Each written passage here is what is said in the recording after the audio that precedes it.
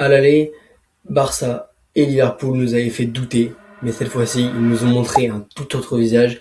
C'est ce dont on va vous parler aujourd'hui dans le Zone Sport avec Elias. Bonsoir Zéphyr. Nouveau débrief, nouvelle journée de Ligue des Champions. Bien évidemment, on est présent ce soir pour vous débriefer tout cela. Arthur revient sous peu, mais en attendant, on est avec toi Zéphyr parce que voilà, on n'a pas eu notre petit rebondissement, notre petit bonbon sur cette journée de Ligue des Champions. Mais par contre, notre bonbon, c'était quoi? C'était les buts. 25 buts, si je ne me trompe pas, marqués sur cette seule journée du mercredi et 38 sur l'ensemble des 2 jours. Ça fait quand même une moyenne de 4,75 buts par match, ce qui est énorme. Ça veut dire que, honnêtement, difficile de ne pas prendre de plaisir pendant cette journée de Ligue des Champions. Et je pense qu'on va commencer par le match le plus prolifique et une des doubles confrontations les plus prolifiques, c'est ce match du Barça Zéphyr. Ce match du Barça à 18h45, à un horaire un peu inhabituel pour un aussi gros club, une aussi grosse double confrontation. Mais voilà, le Barça, peu importe l'horaire, ils nous ont montré que, voilà, offensivement, c'était monstrueux. Et ils ont aussi affiché les limites de cette équipe de Newcastle, voilà, qui sera en fait au final pas tomber les armes à la main avec ce 7-2, mais qu'aura boxé pendant 3 mi-temps. Donc, euh, donc on va revenir dessus. J'aimerais avoir un peu ton avis sur le match et après je te donnerai le mien. Bah oui, ce qu'on a vu, c'est que la semaine dernière, le Barça avait été poussif et avait dû, on le rappelle, égaliser à la dernière minute avec un penalty de Lamine Yamal. Là, cette fois-ci, le Barça a été quand même beaucoup plus flamboyant sur ce match retour, avec une attaque quand même exaltante, Elias. 18 tirs, 13 cadrés et 7 buts. Enfin, c'est un réalisme fort et énormément d'occasions créées. Donc, c'est rassurant pour le Barça, qu'on avait des doutes à aller jusqu'en demi-finale. Là, quand même, on voit un Barça de nouveau très fort, mais une équipe de plus qu'on voit dans un jour on-off, et on vous en parlera encore tout à l'heure avec Liverpool. Ça fait beaucoup d'équipes qui sont un peu en mode un jour oui, un jour non. Donc aujourd'hui le Barça très fort, mais qu'est-ce que ça vaudra demain, on ne sait pas. 7-2, oui c'est fou, doublé de Rafinha, doublé de Lewandowski, euh, Ber- Bernal, Lamine Yamal, Fermin. Tous les joueurs peuvent marquer au Barça. C'est une des forces du Barça, c'est que des milieux de terrain, aux attaquants, tout le monde marque. Et on a un Barça quand même 7 buts, c'est énorme dans un match retour. Sur un seul match, Elias, le PSG l'avait fait contre Brest. C'est quand même un adversaire d'un autre calibre que Brest. Donc chapeau au Barça. Ouais, chapeau au Barça. Moi, je pense que la victoire revient aussi à Hansi Flick, qui a très très bien préparé son match. J'ai trouvé qu'il a vraiment contrecarré les plans de Hideo, qui a essayé de mettre un peu ce système aussi d'homme à homme.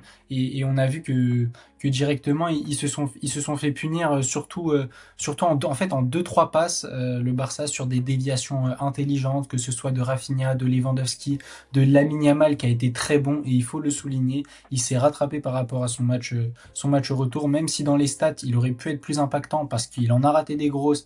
Et honnêtement, ça aurait pu faire 8 9 voire 10, et ça aurait pas été choquant euh, pour le Barça. Donc oui, cette équipe du Barça qui a très bien préparé son match. Hansi Flick, voilà, qui a quand même, je trouve, ils ont assez bien géré cette bataille du milieu de terrain qu'ils avaient perdu. L'intensité au milieu de terrain était très bonne côté Barça, le contre-pressing était très bon et on voyait que Tonali, Joelinton n'avaient pas du tout les solutions dans l'entrejeu. Pareil pour Murphy, il me semble. Non, pour Ramsey, pardon.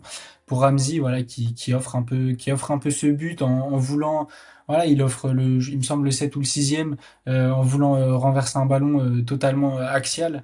Donc, euh, le Barça que j'ai trouvé quand même très bon. Moi, je suis un peu moins d'accord avec toi sur ce côté on-off. Je trouve que la dynamique du Barça depuis quelques temps est quand même très bonne, qui s'appuie sur de très bons matchs, même si par moments, certes, je te vois faire un peu la moue.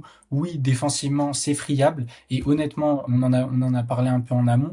Le Barça ne m'a pas non plus impressionné parce que Newcastle, en face, n'a pas non plus proposé un jeu séduisant, flamboyant et techniquement fiable pour réussir à contrecarrer cette équipe du Barça. Attendons de voir contre l'Atlético Madrid et sûrement contre Arsenal en demi-finale s'ils arrivent à passer, parce que là, ils vont avoir des vrais tests au milieu de terrain, il va y avoir de la guerre, et honnêtement, Et honnêtement, si le milieu de terrain se fait bouffer comme au match aller contre Newcastle, attention à cette équipe du Barça néanmoins, parce qu'on a vu la ligne haute, c'est comme ça qu'ils prennent les deux premiers buts, les deux seuls buts en première mi-temps, chose qu'ils ont réussi à régler en deuxième.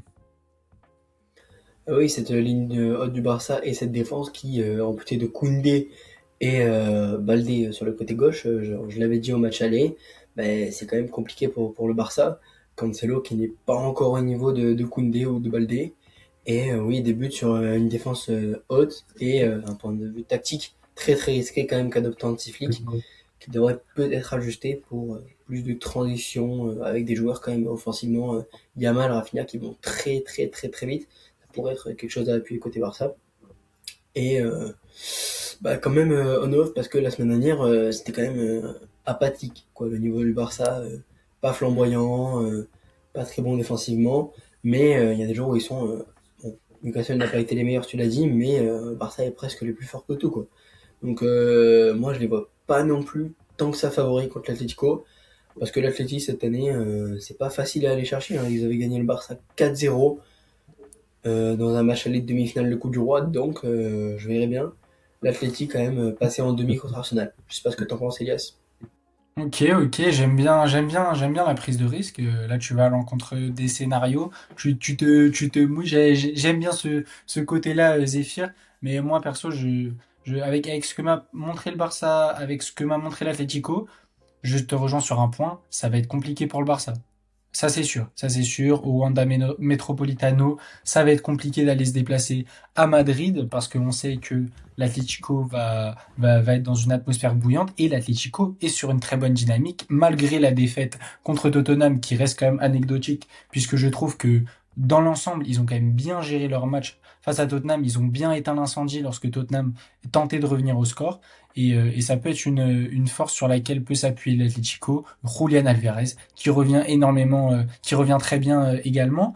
Donc oui, cette double confrontation va être très très intéressante parce qu'on en a déjà eu une dans la saison et ça va pouvoir, on va pouvoir les comparer, on va pouvoir voir quels ingrédients, quels ajustements aussi ont été faits par rapport à ces matchs-là. Donc ça va être une double confrontation hispanophone, une confrontation La Liga, pardon, qui va être très très intéressante pour le coup.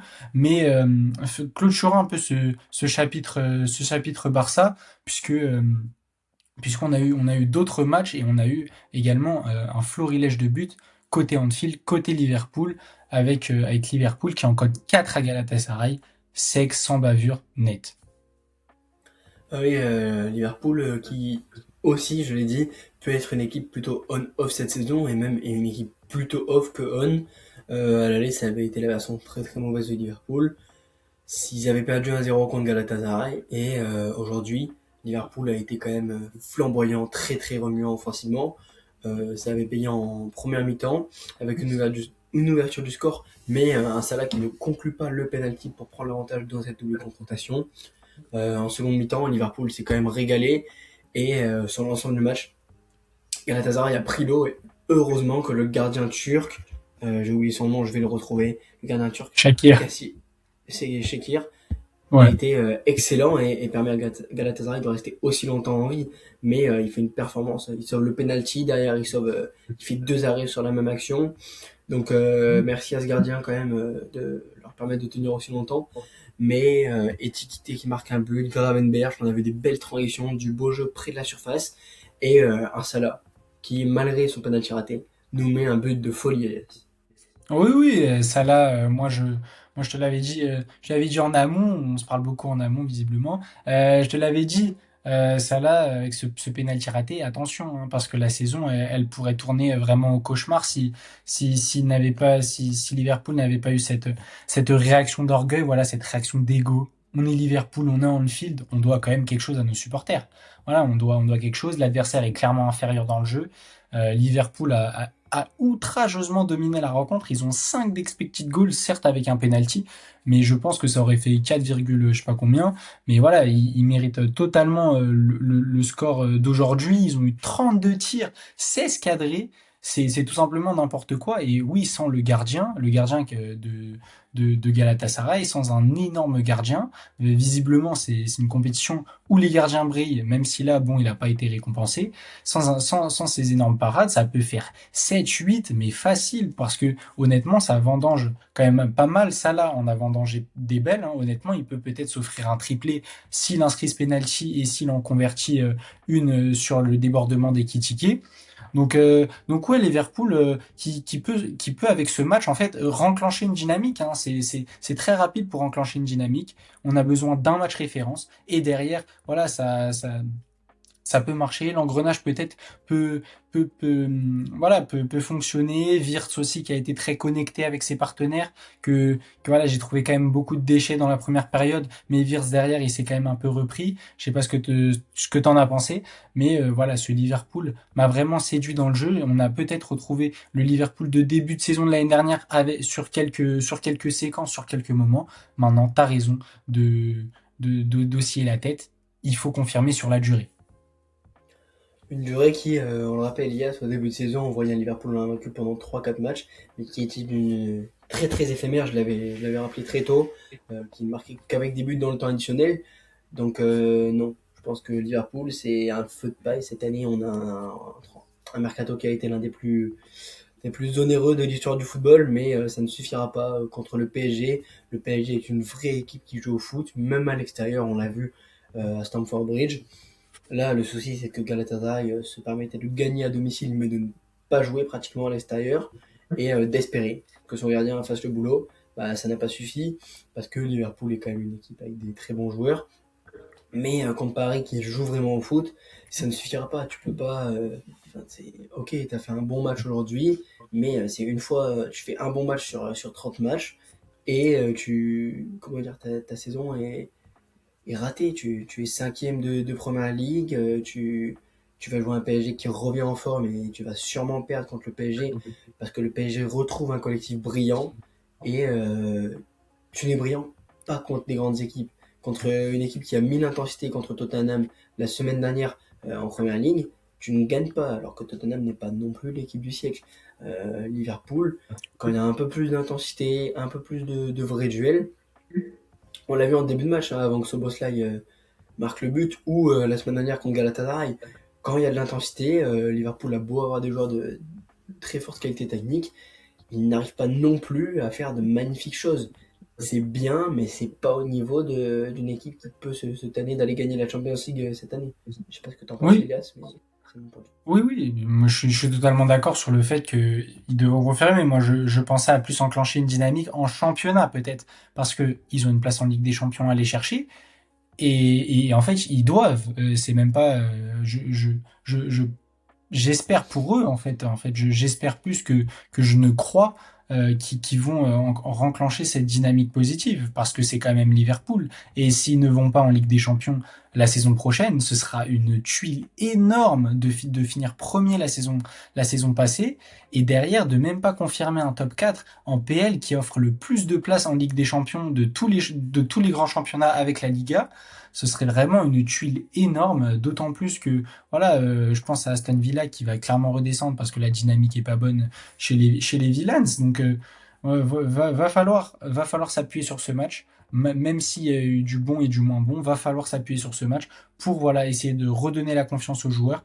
Certes, contre le PSG, de toute façon, on va en parler, on va faire une preview dans 2, 3 semaines lors de l'approche des matchs. Ça va être très compliqué, mais peut-être qu'ils seront dans une réalité où la dynamique sera très bonne. Et Liverpool, à ne pas sous-estimer du tout. Ils peuvent peut-être nous réserver des surprises. Qui sait? On sait jamais. De toute façon, c'est le football. Le football est illisible en ce moment. Et donc voilà. Moi, c'est un peu mon ressenti sur cette équipe de Liverpool que voilà, qu'il y a quand même il y a quand même des joueurs de très grande qualité, Zéphyr. Et c'est dommage de voir que des fois ça pêche un peu sur les individualités, même sur le collectif, sur les connexions. Là, ça a quand même mieux marché, mieux fonctionné. Après, ça reste Galatasaray. Attention, ne nous emballons pas trop. Mais voilà, pour cette rencontre entre Liverpool et Galatasaray. Maintenant, je te propose peut-être qu'on passe au match des Spurs où tu avais une dernière chose à dire. Tu parlais d'équipes plutôt illisibles, avec notamment Liverpool et le Barça qui sont un peu plus on-off. Comme je l'ai dit, il y a une équipe qui n'est pas on-off, c'est le Bayern. Mentalité allemande. C'est méchant. Ah, 6-1, 4-1 contre l'Atalanta sur match aller puis match retour. C'est 10-2 sur l'ensemble des deux matchs. Elias tu te demandais si le Bayern allait passer la barre des 10 buts. Bah, ils l'ont fait. Et voilà, le Bayern, c'est trop méchant cette saison. Moi, je les vois comme favoris au titre cette saison en Ligue des Champions. Et offensivement, je pense qu'ils ont les joueurs presque les plus en forme. T'as un Michael Olise qui te fait un match aller de folie. Harry Kane qui te met un doublé aujourd'hui. Bon, il y a un penalty, mais t'as le quart, le 2008, il a mon âge. Il nous fait des choses exceptionnelles. Et Luis Diaz qui revient bien, là, il nous met un but aujourd'hui, une passe décisive. Le Bayern, c'est n'importe quoi cette saison. Et offensivement, je peux les voir contre le Real qui a du mal défensivement. euh, Au prochain match, ça peut être une victoire. Ça peut être une florilège de buts parce que le Bayern, c'est trop méchant offensivement. C'est voilà, Elias. ça peut faire fesser, hein. Clairement, ça veut excusez-moi de l'expression, mais il faut dire les choses telles qu'elles sont. Ça peut faire fesser contre le Real. Après, attention, hein, ça reste le Real. Ils nous ont quand même bien fait fermer nos bouches sur la double confrontation contre Manchester City. Mais Manchester City a énormément plus de problèmes que le Bayern cette saison. Le Bayern, là, c'est clinique. Puis Harry Kane, il te met un deuxième but. Certes, il met un penalty, mais le deuxième but, mais waouh, mais quel joueur Harry Kane, mais comment ce mec a un trophée? C'est n'importe quoi, je comprends pas. Le pauvre, c'est peut-être un des meilleurs neufs du 21e siècle pour l'instant. En tout cas, moi je le ressens comme ça quand je le vois au Bayern, comment il est, mais c'est tout simplement magique. Il est magique, des fois il redescend même en 8, en 10 pour distribuer le jeu, aller te faire des transversales. Il est connecté avec ses partenaires. Non, cette équipe du Bayern, de toute façon, c'est tout simplement effrayant parce qu'ils en collent 4 à l'Atalanta au match retour.